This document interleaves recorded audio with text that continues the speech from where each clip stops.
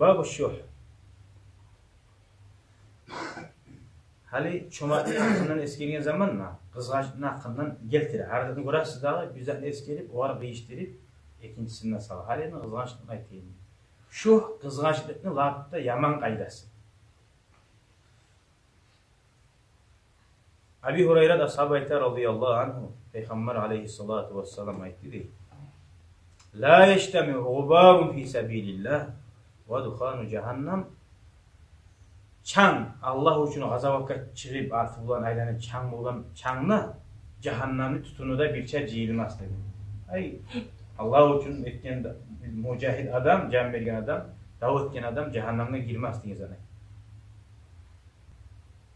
Son fi cevfi abdin abadan bir adamın içinde değil.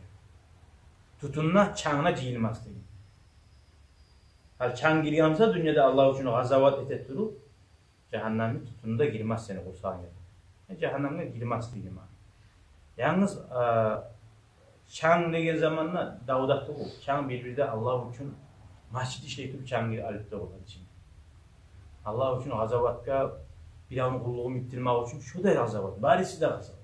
Allah için itila yakızat hatta ocağını sağlaymanı çangaylan bununla tek gazavattır. Allah'ın gazavatını iskeri. Ve la yeştemiyor şuh vel iman fi kalbi abdin abadadi. Kızgaçlıkta imanla bir adamın yüreğinde de cihilmezdir. Buna kadar hadislerini anlamayan adam var, cahil adam var. Bir adamın kızgaç olsa kafir. Peygamber'e aytgan imanla kızgaçlıkta adamla cihilmezdir. Yaşavımla şundan kızgaç adam vurmamı. Şunun imanı yok. Ay mehtiyarın var. Yok. Hadislerini göremsin. İmamlar çekmese bizge manasını anlamayalım. Peygamber aytgan. Ne şikayet bu? Peygamber aytgan. İmanla kızgaçlıkta cihilmezdir. Bunun manası tolu kuyda kamil iman degen manada bayta. Kızgaçlıkta imanla şöyle karşıdır bayta birbirine. Misali masalan hali birav bay adamla, yerli adamla çomaklığı da başka bu. Hali Peygamber aleyhissalatu vesselam ayta bir mezatin yok musa da irceyip sama koydu. O kim gaytiyle? Yerli adam gaytiyle. Kisası olan dolar musa da milyonlar da var musa uyda fakir adam yerine Peygamber irceyi uyda baytkan. Ne irceysen o tustu bu. O sadakat irceyi var. Allah bergen çisa var. Vallahi bir adamı gördüm. Ben bilemem. Gözünün altında gorganzat aytaman. Hali avu cibide var, disvitinle aru. Yalnız onalı utamın o maşine bereyim. Akçası yok musa, yok dep dayte. Çıkardı akçaları. Sadaka şekilde aldı. 3 adam var biz. 100 armana arda var, 50 arda var.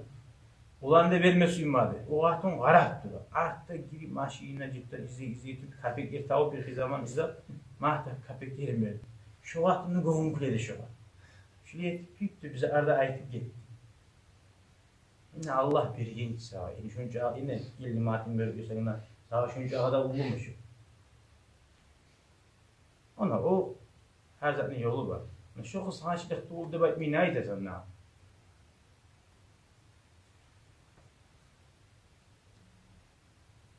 Allah-u Teala'ya Allah bizim Allah bize şöyle o şeyler hasiyetler varsa Allah hayretsin ya Allah.